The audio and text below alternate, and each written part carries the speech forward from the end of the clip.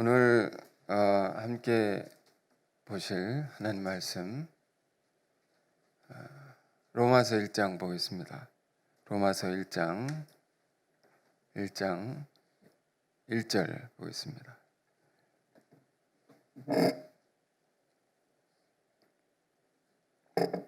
자, 한 구절인데요. 저 여러분이 함께 힘차게 읽어보겠습니다. 시작. 예수 그리스도의 종 바울은 사도로 부르심을 받아 하나님의 복음을 위하여 택정함을 입었으니. 아멘. 오늘 종과 사도 이런 제목으로 말씀을 나누겠습니다. 새로운 달 첫날이죠. 오늘 9월 1일인데 로마서의 첫 구절을 읽었습니다. 첫 단어는 뭡니까? 예수 그리스도. 우리 신앙이 늘 처음 것이 중요합니다. 출애굽기서를 보면 처음 것은 다 하나님의 것이라고 했습니다.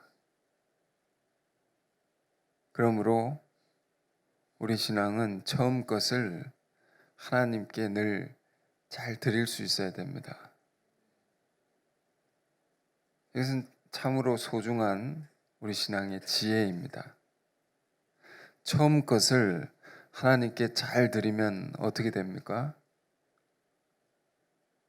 모든 것을 하나님께 드린 것으로 삼아 주시는 것입니다. 시간도 그렇고요. 예물도 그렇고 작은 것이라도 작은 것에서부터 큰 것까지 처음 것을 하나님께 잘 드리면 우리 신앙이 늘 승리하고 하나님의 큰 복을 받을 수가 있는 겁니다. 9월 첫날인데 그럼 8월이 순식간에 지나간 것 같죠. 굉장히 빨리 지나간 것 같습니다. 큰 행사들도 많았고 과정 가운데 한 달 동안 하나님께서 주신 은혜도 크고 또 많은 변화들도 있었습니다.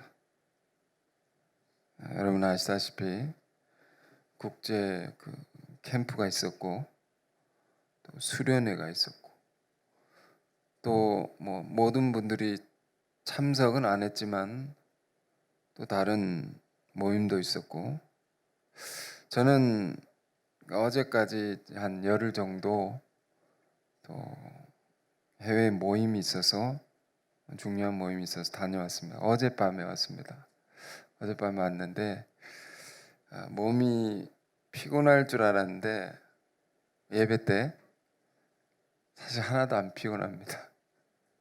왜 그런지 모르겠습니다. 잠을 설쳤는데 하여튼 은혜라고 생각합니다.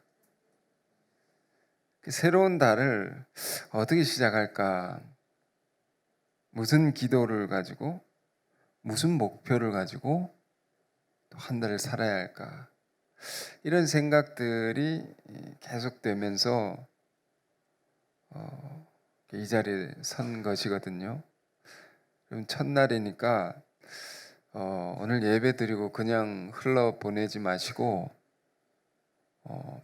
바라기는 한 달의 기도 제목을 다시 세우시고 여러분 삶의 목표를 또 세우시고 그렇게 시작하시기를 바랍니다. 그래서 첫날이라서 그런지 몰라도 로마서의 첫 구절을 함께 나누고 싶었습니다. 로마서 우리 교회가 얼마나 많이 읽고 묵상하고 또 공부하는 말씀입니까? 늘 봐야 되죠. 로마서는 구원의 복음에 관해서 아주 깊은 뜻을 우리에게 가르쳐 줍니다.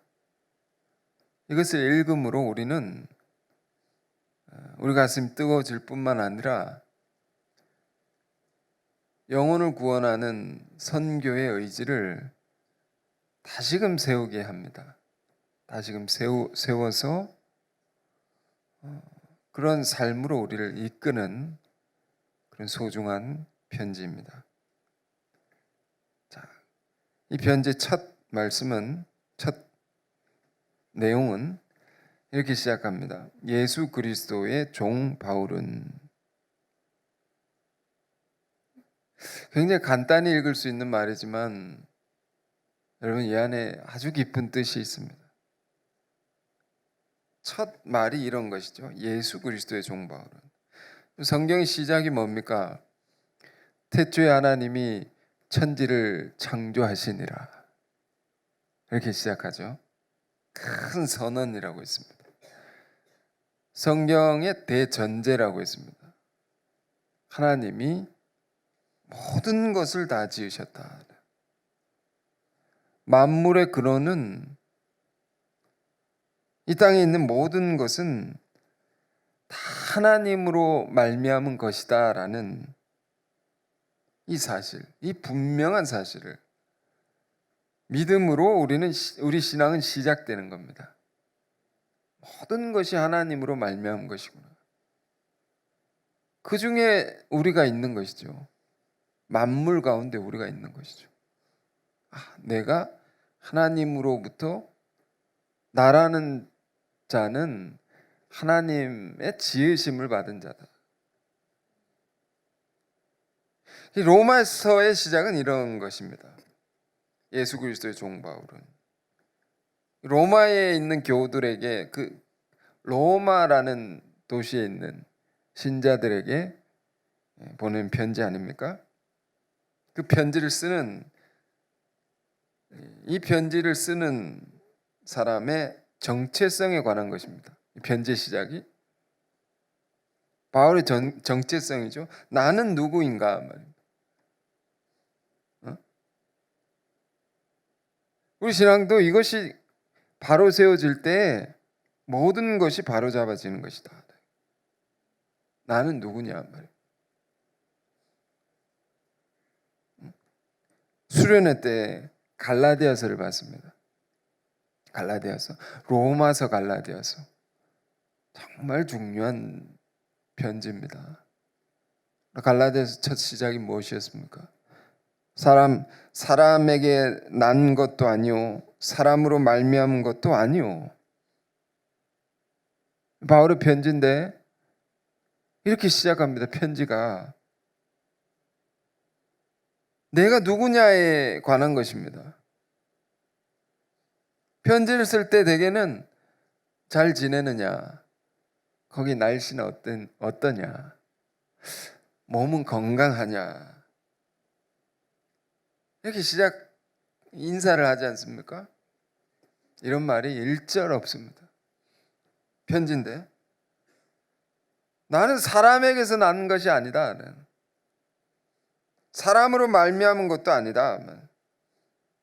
그래서 바울이 뭐라고 합니까? 오직 예수 그리스도와 그를 죽은 자 가운데 살리신 하나님 아버지로 말미암은 나. 이렇게. 정말 멋있는 말 아닙니까? 로마서 시작도 예수 그리스도로 말미암은 나라는 겁니다.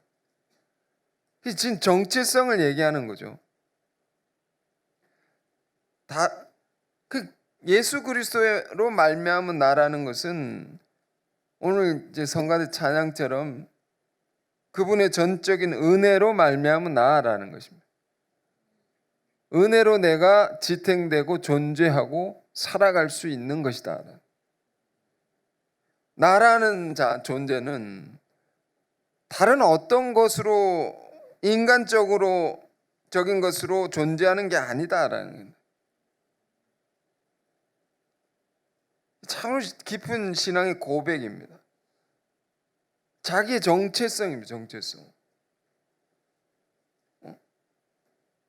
아버지가 있고 부모가 있고 무슨 출신이 있고 배경이 있을 수 있죠. 내가 태어나는 데서 이 자리에 있기까지 많은 도움이 있고 과정을 거쳐서 내가 여기 있는 것이 아닙니까? 그런 것이 분명히 있는 것이지만, 인간적인 것이 있는 것이지만, 그래 그것이 정체성의 본질은 아니다. 나는 예수 그리스도로 말미암은 나다. 이 첫말입니다. 첫말이. 편제 첫말이. 예수 그리스도의 종 바울. 그러니까 예수 그리스도가 앞에 있고 바울이라는 사람은 나는 뒤에 있는 거죠.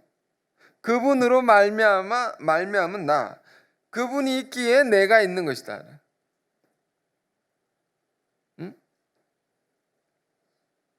우린 되게 늘 내가 앞서 있지 않습니까? 우리 삶에. 내가 중심이 되어 있고 내 판단을 중요하게 여기고 내 생각과 경험으로 우리가 살아가지 않습니까? 그러면 늘 실패하는 것입니다. 우리. 바울은 그게 바뀌어 있는 것입니다. 자기 삶의 우선순위와 중심이 완전히 바뀌어 있는 겁니다. 예수 그리스도가 나를 이끄는 삶으로 그분의 종이 된 나로 지금 바뀌어 있는 겁니다. 원래 이런 사람이 아니었거든요. 바뀌어 있는 자신을 지금 고백함으로 편지를 시작한다. 바울이라는 이름도 바뀐 이름이죠. 원래 사울이었지 않습니까? 사울이라는 이름의 뜻은 이스라엘의 초대 왕이었습니다. 왕의 이름이었다. 하나님께 구한다라는 뜻의 왕의 이름이었죠. 사울. 그런데 바울이라는 이름의 뜻은 작은 자입니다. 아주 작은 자. 지극히 작은. 늘 자기를 앞세워서 자기를 높이던 자가 한없이 작아진 것입니다. 예수 그리스도 앞에 지극히 작은 나다라는.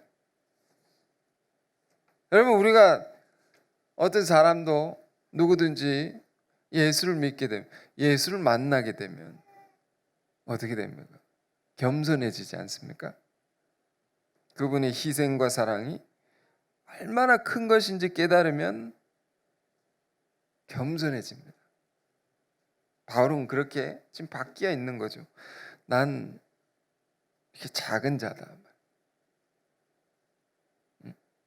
이전에 어떤 자였습니까? 큰 자였다. 스스로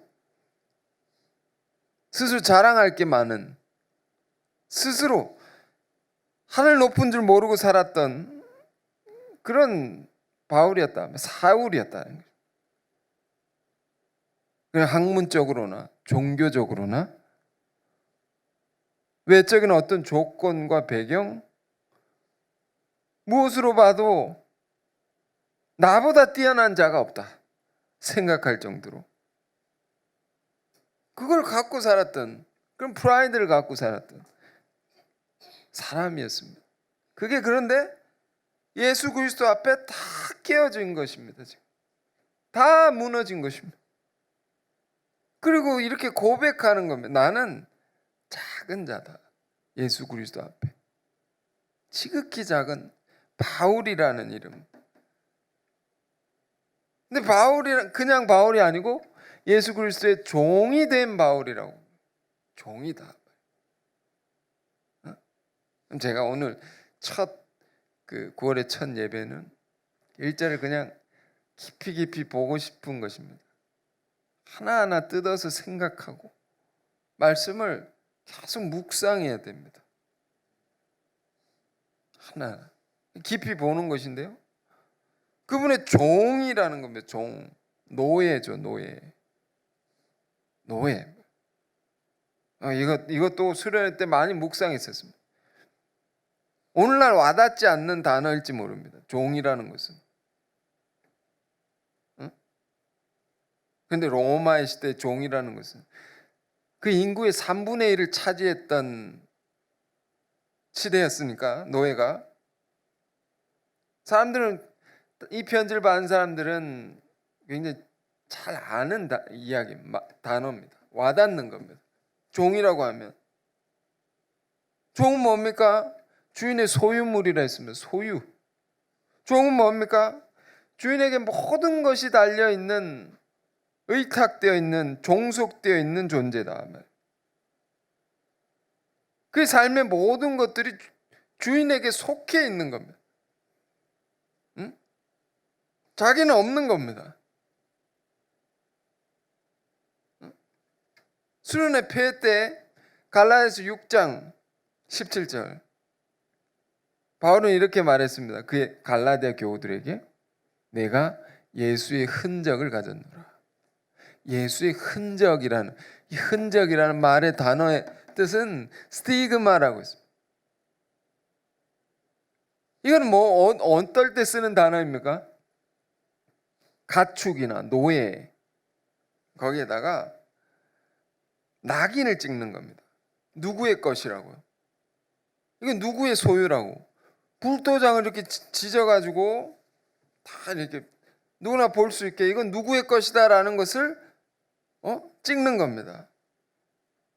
바울은 내가 예수의 소유다라는 것, 그것이 내 안에 있다는, 그가 살면서 고난 속에 받았던 고통과 어려움, 상처들, 그래서 부끄러운 것이 아니고 비참한 것이 아니고 내가 예수의 소유된 것임을, 예수의 종이 된 것을 증명하는 너무도 자랑스러운 것이다. 그런 고백으로 갈라디아서를 마치죠. 저는 아직 이제 수련회가 한참 지났는데 아직 그 감동의 여운이 있습니다. 말씀의 여운이 있어서 내가 그런 자다. 놀라운 변화가 있는 것입니다. 바울 안에 이 변화가 있다. 로마서를 읽을 때요, 우리가 그냥 쭉 읽을 수 있지만 이 시작부터가 그냥 넘어갈 수 없습니다. 사실 이 글쓴이가 누구냐 말입니다. 이 글을 쓴 자가 누구냐 말. 글을 쓸 때는, 그 글을 볼 때는 이걸 누가 썼는지를 알고 읽을 때 깊이 다가오지 않습니까? 깊게 다가온다. 바울이 누구냐? 이 글을 쓴 자가 사울이었다. 그 사울은 누구였느냐? 그리스도인들을 가장 많이 핍박했던 그런 사람이죠. 가장 많이. 우리 핍박이란 단어도 좀 우리는 감이 멉니다. 핍박, 괴롭힌다, 위협하고, 죽이려 하고. 사도행전 7장을 보면 최초의 순교자 스데반 집사의 이야기가 나옵니다. 스데반 집사가 돌로 쳐서 죽임을 당합니다.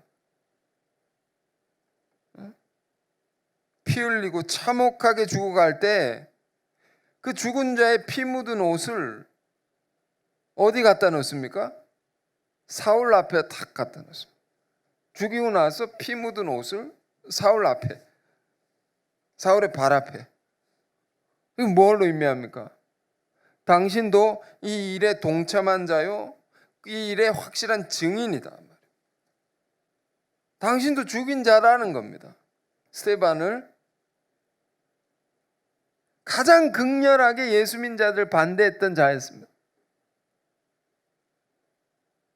우린 그에 관해서 몇 개의 구절을 이제 볼 필요가 있는데요. 사도행전 8장을 한번 읽어볼까요? 사도행전 8장.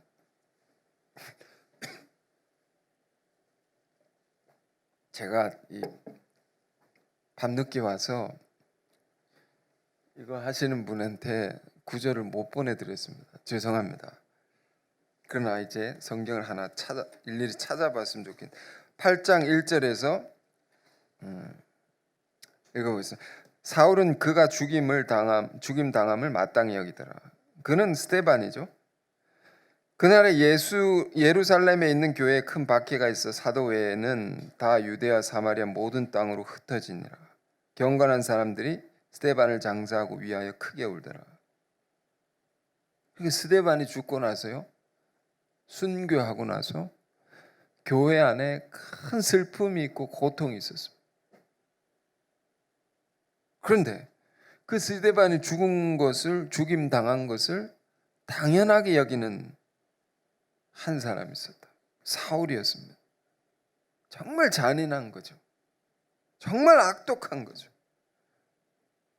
돌로 쳐서 사람을 죽였는데 긍휼함이 없습니다.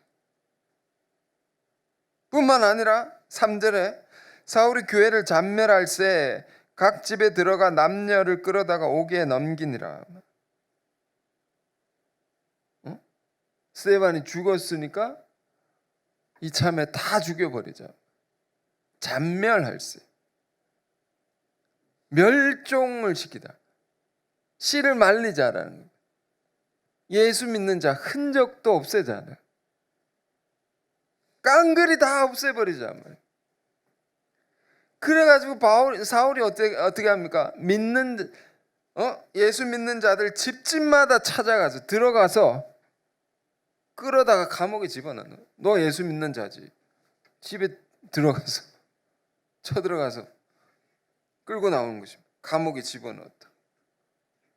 상상할 수 없이 악독한 자였단 말입니다. 사울이 이런 사람이었습니다. 그가 저지른 악행을 생각해 보십시오. 위협하고, 잡아가지고 투옥하고 죽이고. 그러니까 이제 사울로 인한 믿는 자들의 고통과 괴로움은 말할 수 없는 것이었다. 이런 일을 계속하는 가운데 어떤 일이 일어납니까? 사도행전 9장을 볼까요? 9장 1절. 9장 1절. 이렇게 되어 있습니다. 사울이 주의 제자들에 대하여 여전히 위협과 살기가 등등하여 대제사장에 가서 다메섹 여러 회당에 가져갈 공문을 청하니 이는 만일 그 도를 따르는 사람을 만나면 남녀를 막론하고 결박하여 예루살렘으로 잡아오려 함이라. 사람이 악한 것도 계속되면 극악해지는 겁니다. 악은요, 극악해집니다. 점점 더 악해지는 것. 집집마다 믿는 사람을 잡아 넣어도 자기 성에 안 차는 겁니다. 그래서 이제는 다른 지역에 가서 잡아오자. 그래서 99km 정도가 되는 먼 거리, 다른 지역에 있는 믿는 자들에 대한 정보를 얻어가지고 입수를 해가지고 그걸 찾아가서 잡아 넣으려고 하는 거. 아시죠? 아무도 걸어서 가지 않는 그 뜨거운 대낮에 그 길을 지독한 증오심을 가지고 걸어가는 겁니다. 예수 믿는 자들을 다 잡아 넣으려고. 그래서 3절 보십시오. 사울이 길을 가다 다메섹에 가까이 이르고 그런 중에 호련히 하늘로부터 빛이 그를 둘러 비추는지라. 땅에 엎드러져 들음에 소리가 있어 이르되 사울아 사울아 네가 어찌하여 나를 박해하느냐 하시거늘 악이 극에 달했을 때 하늘로부터 큰 빛이 비춰졌습니다. 하늘로부터 큰 음성이 들렸습니다. 사울아 사울아 네가 왜 나를 박해하느냐. 대답하되 5절입니다. 주여 누구시니까? 그래서 난 네가 박해하는 예수라. 굉장히 극적인 장면이 아닙니까? 사울이 그리스도를 만난 것은 극적인 것이었습니다. 한 번에 고꾸라졌습니다. 그의 눈은 감겨져 있고 쓰러졌습니다. 일어날 수가 없었습니다. 같이 가던 사람의 손에 이끌려서 집으로 가게 됩니다. 가서도 사흘 동안 먹지도 마시지도 못했습니다. 보지도 못하고 이 충격을 벗어날 수가 없었어. 무슨 충격입니까? 무슨 충격입니까? 극악한 박해자를 심판하지 아니하시고 부르셨단 말이에요. 그 사랑인 것이죠. 박해하는 자는 눈엔 눈, 이에는 이. 나를 죽이라는 자는 나도 죽여야 된다. 그것이 율법, 그것이 정의라는 것입니다. 율법의 정의라는 것. 그런데 사울아 사울아, 이 부르심 속에는 박해자를 심판하지 아니하시고 품으신 사랑이다. 응? 말도 못하게 교회를 괴롭힌 자, 믿는 자를 괴롭힌 자를, 그 악행을 다 덮으시고 부르신 사랑. 응? 우리도 예수를 믿게 되지 않았습니까? 예수를 만난 사람들이 아닙니까? 예수를 만난 우리들도 이런 극적인 경험은 아니라 할지라도 우리의 부르심 속에 담겨 있는 주님의 크고 깊은 사랑이 있는 겁니다. 우리를 부르신 것은 큰 사랑이 있는 것입니다. 내 죄를 다 덮으시고 내 죄를 다 용서하시고 나를 부르시고 세우셨다 말. 이걸 바울은 뭐라고 표현했습니까? 이걸 은혜라고 했. 은혜. 이걸 은혜. 그 은혜로 변화된 사람이 지금 글을 쓴 겁니다. 예수 그리스도의 종 바울은. 그러니까 이거 어떻게 읽을 수 있습니까? 이 극악한 죄인을 용서하시고 부르신 그리스도의 사랑으로 변화된 바울은, 그 사랑으로 그분의 종이 된, 그분의 소유된 나 바울은, 이게 나라는 겁니다. 이게 나다. 무슨 대학교 출신, 무슨 집안 출신, 가문, 무슨 좋은 회사의 출신의 나가 아니고 그런 건 전혀 없는 겁니다. 완전히 예수밖에 없는 나다 말. 응? 그러면서 또 뭐라고 합니까? 예수 그리스도의 종 바울은 사도로 부르심을 받아. 이젠 사도라고 합니다. 사도. 응? 바울의 정체성을 얘기하는 두 가지 단어입니다. 종과 사도. 이것은 정말 맞지 않는 말입니다. 두 단어는 병행할 수 없는, 함께 쓸 수 없는 말입니다. 종은 노예고 사도는 뭡니까? 아포스톨로스. 그 오늘 보면 함대입니다. 배가 큰 무리의 배, 큰 무리의 배, 큰 힘을 상징하고, 사도란 말 속에 뜻은 보냄을 받은 자라는 거죠. 대사관의 대사와 같다 말입니다. 대사. 한 나라의 대통령의 모든 권한을 위임받아서 다른 나라에 파송돼서 그곳에서 대통령의 권한을 대신 행사하는 그런 자. 그리스도의 전권 대사라고 합니다. 이게 사도라는 거예요. 이 사도라는 말 속에는 위엄이 있습니다. 위엄. 권위가 있습니다. 이것이 바울 안에 있는 또 다른 정체성입니다. 나는 누구냐 말. 그리스도의 모든 것을 위임받아서 보냄을 받은, 파송을 받은 대사다 말. 어디로 보냄 받았습니까? 어디로 파송받은 것입니까? 그러면 이 땅의 크리스찬들은, 우리 믿는 자들은 그런 면에서 우린 다 사도들인 겁니다. 사도들.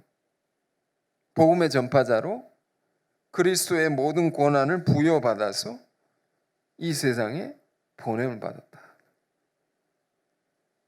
자, 한 구절 더 찾아볼까요? 요한복음 17장 18절입니다. 요한복음 17장 18절입니다.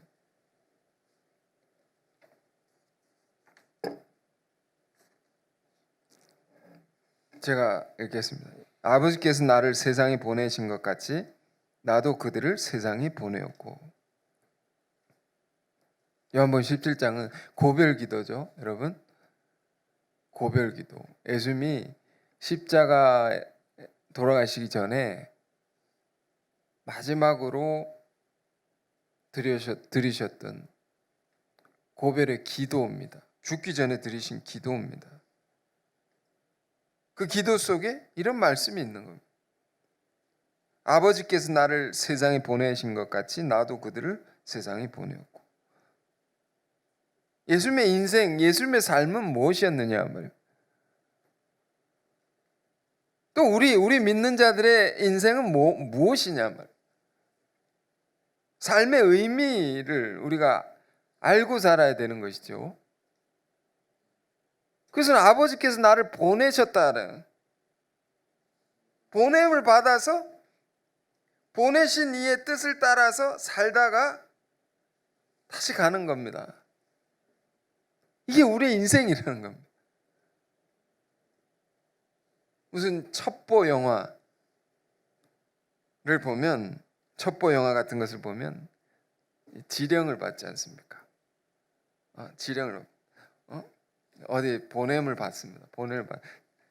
보냄을 받을 때는 무엇을 하라 지령을 받아가지고 철저히 그것을 완수합니다. 목숨을 걸고 그것을 완수합니다. 그런 영화 여러분 보신 적 있을 것입니다. 근데 같이 보냄을 받은 자가 막 흔들리는 모습을 보면 총을 끄집어내서 들이대면서 말합니다. 네가 무엇 때문에 여기 와 있는지 잊지 말라. 총을 이렇게 들이. 이제 굉장히 강렬합니다. 정신이 바짝 들죠. 무엇 때문에 네가 여기 와 있는지 잊지 말라. 우리 인생이 뭡니까? 우리는 왜 사는 것입니까? 뭘 하고 있는 것입니까 도대체? 보내신 이의 뜻이 있다라는 겁니다. 나는 보냄 받은 것입니다. 보내신 이의 뜻이 있고 그것을 따라 살아가야 할 그런 인생이다. 그걸 이루고 보내신 이의 뜻을 이루고 살아야 될 나라는 겁니다. 우리가 이 땅에 사는 것은 그걸 하라고 있는 것이다 말. 이걸 놓치지 말라. 그걸 놓치고 사는 것을 성경은 뭐라고 합니까? 이걸 놓치고 사는 자를 죽은 자라고 합니다. 죽은 자. 강력한 말이죠. 예수님이 이 제자를 길렀지 않습니까? 제자를 기르시는데 예수님 따라가려고 제자가 되려고 한 자들이 있었습니다. 제자가 되려고 한 자에게 그가 예수님을 찾아와서 예수님께 물었습니다. 내가 당신의 제자가 되기를 원합니다. 그런데 다만 한 가지, 아버지가 돌아가셨는데 장례를 치르고 와서 당신을 따르게 하옵소서. 그때 예수님의 대답이 뭡니까? 죽은 자들로 하여금 죽은 자를 장사하게 하고 너는 나를 따르라. 하나님 나라를 전파하라. 바로 그건 그들에게 맡기고 그들 죽은 자들로 하여금 죽은 자를 장사하게 하라. 두 가지 죽음이 있다는 거죠. 아버지가 죽었으면 육신의 죽음이 있는 것이고 하나님의 뜻을 잃어버린 죽음이 있다 말입니다. 그걸 잃어버린 자들이 그들을 장사하게 하고 너는 하나님의 뜻을 아는 자라면 나를 쫓아서 나의 길을 행할지어다. 하나님 나를 전파하라. 강력한 말입니다. 우리 뭘 깨달아야 됩니까? 우리 인생은 하나님의 파견입니다. 파견을 받았다 말입니다. 우리 인생은 아무 목적 없이 뜻없이 살라고 보내진 것이 아니다는 거예요. 여러분 오늘 이걸 붙들길 원합니다. 우리 삶에 너무도 분명한 목적이 있는 겁니다. 계획이 있는 겁니다. 뜻이 있는 겁니다. 하나님 나를 통해서 이루고자 하는 것이 있다. 그렇게 보냄을 받은 나라는 겁니다. 사도라는 말 속에. 그러니까 종과 사도입니다. 종과 사도. 자, 이 사도와 관련해서 한 구절만 더 볼게요. 요한복음 15장 16절. 요한복음 15장 16절. 9월의 첫날에 여러분 말씀 많이 읽기를 원합니다. 말씀을 많이 담아야 됩니다. 그것이 자꾸 묵상이 되고 그것이 주는 뜻을 새기면서 한 달 시작해야 됩니다. 15장 16절 요한복음 15장 16절 너희가 나를 택한 것이 아니요 내가 너희를 택하여 세웠나니 이는 너희로 가서 열매를 맺게 하고 또 너희 열매가 항상 있게 하여 내 이름으로 아버지께 무엇을 구하든지 다 받게 하려 함이라. 아멘. 자, 이것도 십자가의 길 가시기 전에 돌아가시기 전에 주님께서 주신 마지막 말씀이 고별 말씀이라고 합니다. 고별 설교 그 중에 하나인데요. 너희가 나를 택한 것이 아니요 내가 너희를 택하여 세웠다. 내가 너희를 택한 것이다. 왜 이런 말을 합니까? 제자들이 예수님이 좋아서 예수님 따라가 간 것인데 그게 아니다. 응? 우리 신앙이 깊어지면 이런 걸 깨닫게 되죠. 아, 주님이 나를 먼저 아시고 부르신 거구나. 선택하고 부르신 거구나. 내 의지와 내 생각을 갖고 우리는 이 교회를 다니고 신앙생활을 했을지 모릅니다. 그러나 그보다 더 깊은 뜻이 있는 것이다. 주님께서 나를 사랑하셔서 먼저 나를 택하셔서 내가 이곳으로 주님께 인도하셔서 내가 있는 것이다. 먼저 선택을 받아서 여기 있는 것이다. 내가 너희를 택하여 세웠나니 선택을 받아서 네가 여기 있는 것이다. 응? 그러니까 우리가 여기 있죠. 여기가 어딥니까? 이 지역일 수 있고 우리가 헌신한 사역의 현장일 수 있고 이걸 깨달아야 돼. 하나님이 여기로 나를 보내신 것이구나. 내가 어쩌다가 이렇게 온 것이 아니고 누구에게 떠밀려서 온 것이 아니고 어쩔 수 없이 내가 이걸 하고 있는 것이 아니고 교회도 그렇죠. 얼마나 많은 교회가 있습니까? 어쩌다가 여러분이 이 교회에 온 것이 아닙니다. 아닙니다. 하나님이 여러분에게 큰 계획과 뜻을 가지고 여기로 보내신 것이다. 응? 여기 왜 보냈을까요? 여러분 이 교회에 왜 보냄을 받아서 여기 있는 것일까요? 16절을 꼼꼼히 우리가 볼 필요가 있는데 내가 너를 택하여 세웠나니 하면서 이는 그 이유는 이럽니다. 그것은 무엇 때문이다라는 겁니다. 이는 너희로 가서 열매를 맺게 하고 또 너희 열매가 항상 있게 하여 내 이름으로 아버지께 무엇을 구하든지 다 받게 하려 함이라. 이것 때문에 주님이 나를 택하시고 보냈다는 겁니다. 뭐라고요? 열매를 맺게 하려고. 또 항상 열매가 있게 하도록. 항상 열매가 있게 하도록. 열매라는 겁니다. 열매. 우리의 부르심의 깊은 뜻은 무엇이냐? 우리를 보내신 진정한 뜻은 무엇이냐? 그 영혼을 구원하는 것입니다. 선교죠, 선교. 응? 여러분 각자의 자리에서 헌신하는 모든 것들. 여러분을 통해서 하고자 하는 하나님의 일이 뭡니까? 여러분을 통해서 많은 사람들이 복음을 알게 하고 그들을 구원하는 것. 이것을 위해서 여러분은 보내심을 받은 것이다. 열매를 맺게 하라. 여러분, 우리 삶을 잘 점검하고 살길 바랍니다. 먼저는 오늘 두 가지를 말씀드려요. 먼저는 자기 정체성, 나는 누구냐? 나는 뭘 하려고 여긴? 난 누구냐라는 거예요. 예수 그리스도로 말미암아 그분의 종이 된 그 은혜로 말미암아 존재하는 나. 그걸 분명히 깨닫길 바라고요. 두 번째는 왜 나를 선택하시고 부르신 것이냐? 뭘 하라고? 열매를 맺게 하고 너희로 가서 열매를 맺게 가라는 겁니다. 가서 열매를 맺어. 복음을 전하는 현장으로 가라는 겁니다.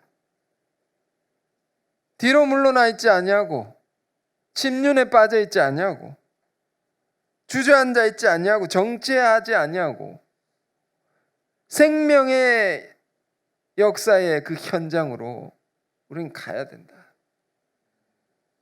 가서 열매를 맺어야 된다. 그것 때문에 나를 택하시고 우리 보내셨다. 우리가 많은 행사가 있고 여러분 이것저것 많은 일들로 바쁘실 수 있습니다. 세월은 빨리 흘러갑니다. 빨리 흘러갑니다. 계속 시간은 지나가는 겁니다. 그러나 하나님 우리에게 물으신다 말이에요. 너는 무엇을 하였느냐? 너는 무엇을 남겼느냐? 너의 열매는 무엇이냐? 제가 한 열흘 있는 동안 이것만 계속 생각했습니다. 이것만 생각할 수밖에 없었습니다. 우리 교회는 1년에 한 번씩 결산하지 않습니까? 결산한다. 10월 달 큰 모임인데 우리 창립 기념일이 있고 결산을 합니다. 1년 동안 우리가 뭘 했느냐? 내가 뭘 했느냐? 우리가 뭘 했느냐? 우리의 열매는 무엇이냐? 하나님은 우리에게 시간을 주셨습니다. 모든 사람에게 동일한 시간을 주셨다. 달란트를 주셨다. 각자에게 주어진 은사들을 주셨다는 많은 걸 우리에게 주시고 보내시고 때가 되어서 물으신단 말이에요. 우리는 모두가 피할 수 없는 질문이 있습니다. 너의 열매는 무엇이냐? 내가 너희를 택하여 세운 것은 너희 열매가 항상 있게 하기 위해서 있는 것인데 너의 열매는 무엇이냐? 이 말씀 앞에 우리는 서야 됩니다. 정직하게 서야 됩니다. 이 말씀 앞에 우리는 자신을 돌아봐야 돼요. 우리는 참 부족한 사람들입니다. 우리는 참 연약한 사람들. 스스로도 지탱하지 못하는 연약함이 있죠. 그러므로 늘 열매가 없고 늘 초라한 우리의 모습이 있는지 모릅니다. 그것으로 힘들어하는 우리의 모습이 있을지 모릅니다. 그러면 그럴수록 우리가 피하는 것이 아니라 그러기 때문에 또 말씀 앞에 서야 되는 겁니다. 자신을 정확하게 돌아보고 점검하고 잘못된 우리의 삶의 모습이 있으면 심판을 받고 심판을 받아야 됩니다. 심판이 있어야 구원이 있는 겁니다. 문제가 있는 것은 인정하고 고침을 받아야 됩니다. 그리고 새롭게 가면 되는 겁니다. 주님의 소원이 뭐냐? 주님의 간절한 소원, 이 고별 설교해 주신 제자들에게 마지막으로 남기신 메시지, 간곡한 당부, 그건 뭐냐? 내가 너희를 택하여 세운 것인데 네가 나를 알기 전에 내가 먼저 너희를 알았고, 네가 말할 수 없는 죄인이었을지라도 내가 너희를 품고 사랑하고 너희를 불렀던 것인데, 그런 이유는 내가 너희로 많은 열매를 맺게 하려고. 항상 열매가 있게 하려고, 너희로. 항상 너희가 구하는 모든 것은 다 받아서 너희가 풍족하게 살게 하려고 내가 너희를 부르고 세웠다. 이것이 주님의 우리를 향한 간곡한 뜻인 겁니다. 간곡하다, 간절하다. 응? 자, 여러분, 제가 오늘 길게 설교한지 모르겠는데, 그러나 뭐 이런저런 이야기 할 것이 아니라 말씀을 통해서 우리를 봐야 됩니다. 말씀이 주는 것을 따라서 우리가 살려고 해야 됩니다. 지금 본문 속에 바울은 두 가지 뚜렷한 자기 이해가 있습니다. 종과 사도를 했습니다. 하나는 예수 그리스도의 종이고, 그런 예수 그리스도의 뜻을 따라 보냄을 받은 그 뜻을 이루어야 할 사도다. 나 사도다. 여러분, 이 두 가지 단어를 깊이 생각하시면서 새로운 날 우리는 더 넘치는 열매를 맺기를 구하면서 모든 것을 행할 수 있기를 바랍니다. 자, 오늘 주신 말씀 우리가 함께 묵상하면서 잠시 기도하는 시간 갖기를 원합니다. 주님, 우리의 부르심의 깊은 뜻을 알게 하옵소서. 나는 누구인지, 난 누구로 말미암은 자인지 다시 돌아보게 하옵소서. 그리스도의 종으로서, 사도로서 복음을 위하여서 진정으로 살아갈 수 있는 우리가 되게 하옵소서. 함께 말씀 묵상하면서 기도하겠습니다. 은혜 주신 주님,